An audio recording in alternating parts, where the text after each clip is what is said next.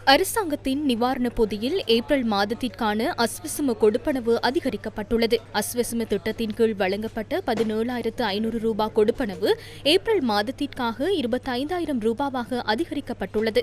அதாவது கொடுப்பனவு 7,500 ரூபாவால் அதிகரிக்கப்பட்டுள்ளது. 10,000 ரூபாய் கொடுப்பனவு 15,000 ரூபாவாக 5,000 ரூபாவினால் அதிகரிக்கப்பட்டுள்ளது. 5,000 ரூபாய் வழங்கப்பட்டவர்களுக்கு 2,500 ரூபாய் மேலதிகமாக வழங்கப்படுவதுடன் மொத்தமாக 7,500 ரூபாய் கொடுப்பனவு வழங்கப்பட உள்ளது. ஏப்ரல் மாத அஸ்வஸ்ம கொடுப்பனவு அதிகரிப்பிற்காக மொத்தமாக 8,500 மில்லியன் ரூபாய் நிதி ஒதுக்கப்பட்டுள்ளது. எரிபொருளுக்கு எவ்வாறான நிவாரணம் வழங்கப்பட உள்ளது? ஒருநாள் மீன்பிடி படகுகளுக்கு 1 லிட்டர் எரிபொருளுக்கு 50 ரூபாய் மானியம் வழங்கப்பட உள்ளது. இந்த மானியம் ஒரு நாளைக்கு 25 லிட்டர்கள் வீதம் மாதத்திற்கு அதிகபட்சமாக 25 நாட்களுக்கு வழங்கப்படும். அடுத்த 3 மாத காலத்திற்கு நிவாரணம் வழங்கப்பட உள்ளது.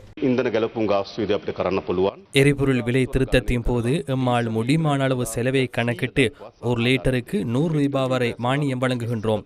1 லிட்டர் பெட்ரோலுக்கு 20 ரூபாய் வரை மானியம் வழங்குகின்றோம். இதற்காக மாதாந்தம் 20 பில்லியன் ரூபாய் செலவாகும் என்று கணிப்பிடப்பட்டுள்ளது.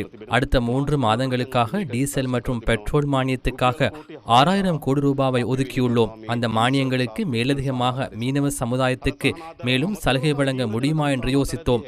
அதன் பிரகாரம் சாதாரண இயந்திரம் கொண்ட படகிற்கு பெட்ரோல், டீசல், மண்ணெண்ணெய் என எந்த எரிபொருளை பயன்படுத்தினாலும் அந்த 100 ரூபாவுக்கு மேலதிகமாக இன்னும் 50 ரூபாய் குறைத்து மீனவர்களுக்கு வழங்க உள்ளோம். இதேவேளை எதிர்வரும் 3 மாதங்களுக்காக நீண்ட நாள் மீன்பிடி படகுகளுக்கு ஒரு முறை மாத்திரம் செலுத்தப்படும் 1,50,000 ரூபாய் கொடுப்பனவை வழங்க நடவடிக்கை எடுக்கப்பட்டுள்ளது. மின்சார கட்டணத்தின் நிலை என்ன? மின்சார உற்பத்தி செலவு பல காரணங்களினால் அதிகரித்துள்ளதாக ஜனாதிபதி இன்று சுட்டிக்காட்டினார். தற்போதைய மதிப்பீட்டின் பிரகாரம் மின்சார சபைக்கு ஏற்பட்டுள்ள 10 பில்லியன் ரூபாய் நட்டத்தை மின் பாவனையாளர்களிடமிருந்து அறவிட வேண்டிய நிலை உள்ளது. இவ்வாறான ஒரு சூழ்நிலையில் எதிர்வரும் காலத்தில் மின் கட்டணத்தில் மீண்டும் திருத்தம் மேற்கொள்ளப்படுமா? ජලාශවල ජලමට්ටම පහළ යාම නිසා අපිට ඉන්ධන වලින් විදුලි නිෂ්පාදනය කරන්න යාම නිසා සිදුවන බලපෑම.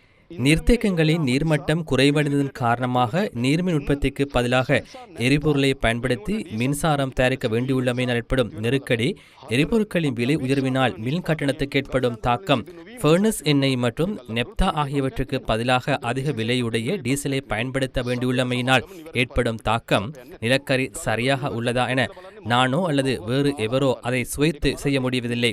அது தொடர்பிலான ஆய்வுக்கூடங்கள் ஊடாக பரிசோதனைக்கு உட்படுத்தப்படுகின்றது. நிலக்கரியை ஏற்றுவதற்கு முன்னதாக அந்த நிறுவனம் எமக்கு ஒரு அறிக்கையை வழங்கியிருந்தது.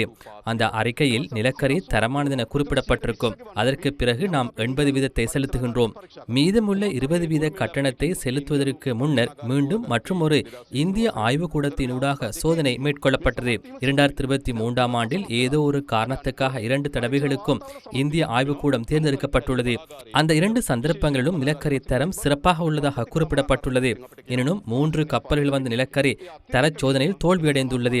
ஏனையவற்றின் பரிசோதனை அறிக்கைகள் தரம் உறுதிப்படுத்தப்பட்டிருந்தது. எனினும் மின் உற்பத்தி நிலையங்களுக்கு ஒருபுறம் ஒதுக்கி வைத்து பார்த்தாலும் எமது கட்டமைப்பு முகாமைத்துவ பிரிவினர் தேவையான உற்பத்தி கிடைக்கவில்லை என்று மிக தெளிவாக கூறுகின்றனர். எனவே அந்த மேலதிக செலவை அந்த நிறுவனத்திற்கு நாம் மறவிடுகின்றோம். எக்காரணம் கொண்டு அதனை இந்த நாட்டு மக்களின் மின்சார பட்டியலில் சேர்க்க மாட்டோம். அதனை நினைவைத்துக் கொள்ளுங்கள். இது எமது அரசாங்கம் சரியா? நிறுவன முதலாளிகளின் அரசாங்கங்களே அவ்வாறான செயற்பாடுகளை முன்னெடுக்கும். அவர்கள் ஆரம்பத்தில் ஒரு மெட்ரிக் டொன்னை $90 என்று வழங்கியிருந்தனர். நாம் விதித்த தண்டப்பணத்தின் பின்னர் ஒரு மெட்ரிக் டொன்னுக்காக விலை $64 வரை குறைந்துள்ளது. அந்த அளவுக்கு ஒரு பெரிய தண்டப்பணமாகும். தற்போது நாம் அதனை விதிக்கின்றோம். அதனை அவர்கள் செலுத்த தவறினால் நீதிமன்றம் ஊடாக நடவடிக்கை எடுப்போம். அவற்றை மின் பாவனர்களின் மின்சார பட்டியலில் சேர்க்க மாட்டோம். எனினும் மேலதிக காரணங்கள் சில உள்ளன. எரிபொருள் விலை அதிகரிப்பு, நெப்தா மற்றும் ஃபர்னஸ் எண்ணெய் ஆகியவற்றை கொண்டு தயாரிக்க வேண்டிய மின்சாரத்தை டீசலை பயன்படுத்தி தயாரிக்க வேண்டிய நிலைமை மற்றும் நீர்மட்டம் குறைவடைந்தன ஆகியவற்றினால் மின் கட்டணத்தில் குறிப்பிட்ட அளவு தாக்கம் ஏற்படும். அவ்வாறு மின் கட்டணத்தில் தாக்கம் ஏற்படும் பொழுது தெரிவு செய்யப்பட்ட குழுவினருக்கு நிவாரணம் வழங்க வேண்டும் என நாம் சிந்தித்தோம். ஏப்ரல் மாதம் 1ஆம் தேதி நடைமுறைக்கு வந்த மின் கட்டண அதிகரிப்பு என்பது தற்போது நிலவும் யுத்த நிலைமையினால் ஏற்பட்ட அதிகரிப்பு அல்ல. அந்த மின் கட்டண அதிகரிப்பு என்பது எவ்வகையிலும் தற்போது ஏற்பட்ட இந்த இந்த நெருக்கடியினால் உருவானதல்ல. ஆனால் இந்த நெருக்கடி காரணமாக சில வழிகளில் பாதிப்புகள் ஏற்படுவதை நாம் காண்கின்றோம். அப்போது நாம் என்ன செய்யலாம் என்று தீர்மானித்துள்ளோம். அந்த பாதிப்பின் ஒரு பகுதியை அரசாங்கம் ஏற்கும், ஒரு பகுதியை மக்கள் ஏற்க வேண்டும், மற்றும் ஒரு பகுதி சம்பந்தப்பட்ட நிறுவனம் ஏற்க வேண்டும். அந்த நிறுவனம் எதனை ஏற்க வேண்டும்? தரமற்ற நிலக்கரியினால் மின்சார உற்பத்தியில் ஏற்படும் இழப்பை அந்த நிறுவனம் ஏற்க வேண்டும். தற்போதைய மதிப்பீட்டின் பிரகாரம் அடுத்த 3 மாதங்களில் சுமார் 32 பில்லியன் ரூபாய் நட்டம் ஏற்படும் என்று தெரிகின்றது. 32 பில்லியன் ரூபாவில் 15 பில்லியன் ரூபாவை அரசாங்கம் ஏற்கும். நிலக்கரி பிரச்சினையால் ஏற்படக்கூடிய சுமார் 7 பில்லியன் ரூபாய் நட்டத்தை அந்த நிறுவனம் தரவிடுவோம். எஞ்சிய 10 பில்லியன் ரூபாய் மாத்திரமே மின் கட்டணத்தில் உள்வாங்கப்பட வேண்டும். அதுவே தற்போதைய நிலைமையாகும். 90 அலகுகளுக்கும் குறைவாக மின்சாரத்தை பயன்படுத்தும் மின் பாவனையாளர்களுக்கு நிவாரணம் வழங்கும் வகையில் இந்த மேலதிக செலவை அடுத்த 3 மாதங்களுக்கு அரசாங்கமே ஏற்க தீர்மானித்துள்ளது. சமையல் எரிவாயு தொடர்பான நிலைமை என்ன? அபாயம் அதிகரிக்கும் போது காப்புறுதி கட்டணங்கள் அதிகரிக்கின்றன, கப்பல் கட்டணங்கள் அதிகரிக்கின்றன, போட்டித்தன்மை அதிகரிக்கும் பொழுது கட்டணங்கள் உயர்கின்றன. அதுவே சமையல் எரிவாயு விடயத்திலும் ஏற்பட்டுள்ள பிரச்சினை. கடல் வழியாக சமையல் எரிவாயு கொண்டு வருவதில் உள்ள பாதுகாப்பு, எரிபொருள் உயர்வு, கப்பல் கட்டணங்கள் மற்றும் காப்புறுதி கட்டணங்களின் அதிகரிப்பு காரணமாக சமையல் எரிவாயின் விலைக்கு குறிப்பிடத்தக்க ஒரு தாக்கம் ஏற்பட்டுள்ளது. எனினும் சமையல் எரிவாயுவை தட்டுப்பாடின்றி தொடர்ச்சியாக வழங்கும் திறன் எம்மிடம் உள்ளது. விவசாயிகளுக்கான உரமானியம். 1 ஹெக்டேருக்கு வழங்கப்பட்ட 25,000 ரூபாய் உரமானியம் சிறுபோகத்திற்காக 30,000 ரூபாய் வரை அதிகரிக்க தீர்மானிக்கப்பட்டுள்ளது. வயல்களில் பயிரிடப்படும் மேலதிக பயிர்களுக்காக 1 ஹெக்டேருக்கு வழங்கப்பட்ட 15,000 ரூபாய் உரமானியம் சிறுபோகத்திற்காக 18,000 ரூபாய் வரை அதிகரிக்கப்பட்டுள்ளது. சிறுபோகத்திற்காக 50 கிலோகிராம் எடையுள்ள ஒரு மூட்டை யூரியா உரம் 10,200 ரூபாய் என்ற நிலையான விலையில் விவசாயிகளுக்கு வழங்கப்படும். தேயிலை சபையினால் வழங்கப்பட்டு வரும் 4,000 ரூபாய் உரமானியத்திற்கு மேலதிகமாக சிறு தேயிலை தோட்ட உரிமையாளர்களுக்கு 50 கிலோகிராம் எடையுள்ள ஒரு மூட்டை உரத்திற்கு 5,000 ரூபாய் ஒரு முறை மாத்திரம் செலுத்தப்படும் மேலதிக கொடுப்பனவாக வழங்கப்படும். நேற்று ஒரு கப்பல் வந்தது. அதில் 4 வர்த்தகர்கள் உரத்தை கொண்டு வந்தனர். அந்த நால்வனதும் விலைகள் 4 மட்டங்கள் உள்ளன. குறைந்தபட்ச விலை ஒரு மெட்ரிக் டொன்னுக்கு $600 ஏனவே $680 முதல் $850 வரை வெவ்வேறான விலைகள் காணப்பட்டன. இதன் காரணமாக 3வது கட்ட உர விநியோகத்தின் பொழுது உரத்தின் விலை அதிகரிக்கும் அபாயம் உள்ளது. எனவே அந்த 3வது கட்டத்துக்கும் தற்போது வழங்கப்பட்டு வரும் 10,200 ரூபாய் என்ற அதே விலையிலேயே உரத்தை வழங்க நாம் தீர்மானித்துள்ளோம்.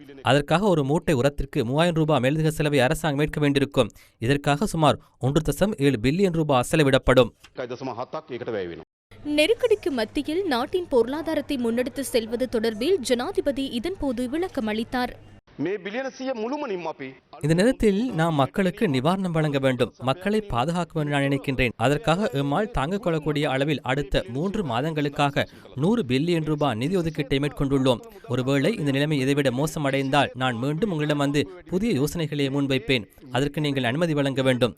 இந்த 100 பில்லியன் ரூபாய் புதிதாக கடன் பெற்றோ அல்லது புதிய பணத்தை பெற்றுக்கொண்டோ முன்னெடுக்கப்படவில்லை. எமது வரவு செலவு திட்டத்துக்குள்ளேயே இந்த 100 பில்லியன் ரூபாவை ஒதுக்க திட்டமிட்டுள்ளோம். இதனால் நாட்டுக்குள் பணப்புழக்கம் அதிகரிக்காது, அரசாங்கத்தின் கடன் சுமையும் அதிகரிக்காது. இதே நிலைமை நீடித்து எரிபொருள் விலை அதிகரித்தால் ஏப்ரல் முதல் டிசம்பர் வரை எரிபொருள் இறக்குமதிக்காக மேலதிகமாக $1.5 பில்லியன் செலவாகும். அதாவது எமது பொருளாதாரத்தை தாங்கிக் கொள்ளக்கூடிய அளவை விட மேலதிகமாக $1.5 பில்லியன் தேவைப்படும். இது எமது டாலர் மதிப்பில் பாதிப்பை ஏற்படுத்தும். எனவே நாம் எரிபொருள் பயன்பாட்டில் மிகவும் கவனமாக இருக்க வேண்டும். எமது அடிப்படை தேவை தொடர்ச்சியாக எரிசக்தி மற்றும் எரிபொருள் விநியோகத்தை உறுதிப்படுத்துவதாகும். தற்போதுள்ள திட்டங்களின் பிரகாரம் மே மாதம் வரை எம்மால் தொடர்ச்சியாக எரிபொருளை வழங்க முடியும். அதற்கடுத்த 55 நாட்களுக்கான திட்டங்களுக்குள் நாம் செல்ல வேண்டியுள்ளது. தொடர்ச்சியான எரிபொருள் விநியோகத்தில் நான் இந்திய பிரதமர் நரேந்திர மோடியுடன் கலந்துரையாடியுள்ளேன். அவர் குறிப்பிட்ட அளவு டீசல் மற்றும் பெட்ரோலை வழங்க ஒப்புக்கொண்டுள்ளார். அவருக்கு எனது நன்றிகளை தெரிவித்துக் கொள்கின்றேன். அதேபோன்று சீன ஜனாதிபதியோடும் நாம் பேச்சுவார்த்தை நடத்தினோம். சீன அரசாங்கம் குறிப்பிட்ட அளவு டீசல் மற்றும் பெட்ரோலை வழங்க இணங்கியுள்ளது. முக்கியமாக ரஷ்யாவுடன் நாம் மிகவும் வலுவான உறவை ஏற்படுத்தி வருகின்றோம். ரஷ்யாவின் எரிசக்தி பிரதி அமைச்சர் மற்றும் கடந்த வாரம் அந்நாட்டின் பிரதி வெளிவிகார அமைச்சர் ஆகியோர் இலங்கைக்கு வருகை தந்தனர். அவர்களோடு சமையல் எரிவாயு, நிலக்கரி எரிபொருள் மற்றும் உரம் குறித்து பேச்சுவார்த்தை நடத்தி வருகின்றோம். ஜனாதிபதி ட்ரம்ப் மார்ச் மாதம் 11ஆம் தேதி முதல் ஏப்ரல் 11ஆம் தேதி வரை ரஷ்யாவுடன் வர்த்தகத்தில் ஈடுபட அவகாசம் வழங்கியுள்ளார். அது நீடிக்குமா அல்லது அத்துடன் நிற்குமா என்று நமக்கு தெரியாது. எவ்வாறாயினும் நாம் ரஷ்யாவுடன் வலுவான உறவை பேணி வருகின்றோம். எமது போக்குவரத்து அமைச்சர் கடந்த வாரம் ரஷ்யாவுக்கு சென்று அந்நாட்டின் எரிசக்தி பிரதி அமைச்சரோடு பேச்சுவார்த்தைகளை முன்னெடுத்தார். අවතීර්ණ වෙමින් තිබෙනවා. நாட்டின் அந்நிய செலாவணி கையிருப்பின் நிலைமை என்ன? මේ මාසේ අග වෙන්න පෙර எதிர்வரும் மே மாதம் முடிவடைவதற்கு முன்னர் சர்வதேச நாணயத்திலிருந்து 700 மில்லியன் டாலர் பெறுமதியான 5 மற்றும் 6வது தவணையை ஒன்றாக பெற்றுக்கொள்ளும் வாய்ப்பு உள்ளது. அதேபோன்று ஆசிய அபிவிருத்தி வங்கியின் தலைவர் மற்றும் பிரதிநிதிகள் குழுவினர் வந்து எம்முடன் விரிவான பேச்சுவார்த்தைகளை நடத்தினர். அவர்கள் இந்த வருடத்துக்குள் சுமார் 1.2 பில்லியன் டாலர் நிதியுதவி வழங்க இணக்கம் தெரிவித்துள்ளனர். உலக வங்கியோடும் நாம் பேச்சுவார்த்தை நடத்தி வருகின்றோம். அவர்களிடமிருந்து குறிப்பிட்ட அளவு டாலர்களை எதிர்பார்க்கின்றோம். சர்வதேச நாணய நிதியம், ஆசிய அபிவிருத்தி வங்கி மற்றும் உலக வங்கி வழங்கும் இந்த ஆதரவுடன் அந்நிய செலாவணி கையிருப்பு தொடர்பிலான பாரிய பிரச்சனை ஏற்படுவதற்கான ஆபத்து குறைவாக உள்ளது நான் நினைக்கின்றேன். இலங்கையில் முதல் முறையாக கடந்த ஜனவரி மற்றும் பிப்ரவரி ஆகிய மாதங்களில் மாத்திரம் எமது மத்திய வங்கி சந்தையிலிருந்து 700 மில்லியன் டாலர்களை கொள்வனவு செய்தது. இதன் காரணமாக எமது டாலர் கையிருப்பு 7 பில்லியன் டாலரை நெருங்கியது. தற்போது நாம் சந்தையில் டாலர் கொள்வனவு செய்வதை சற்று குறைத்துள்ளோம். எனினும் எமது கடன் தவணையை செலுத்த வேண்டியுள்ளது. அரசாங்கமும் மத்திய வங்கியும் செலுத்த வேண்டிய கடன் தவணையை செலுத்தும் போது பிப்ரவரி மாத இறுதியில் இருந்த கையிருப்பு அளவில் மே மாதத்தில் ஒரு சிறிய குறைவு ஏற்படுவதற்கான வாய்ப்பு உள்ளது. ஆனால் சர்வதேச நாணய நிதியத்துடன் கிடைத்துள்ள 700 மில்லியன் டாலர்கள் மற்றும் ஆசிய அபிவிருத்தி வங்கியுடனான எமது இணக்கப்பாடுகள் ஆகியவற்றை சேர்த்துக் கொண்டால் அந்நிய செலாவணி கையிருப்பு தொடர்பிலான சவால்களை எம்மால் வெற்றிகரமாக எதிர்கொள்ள முடியும்.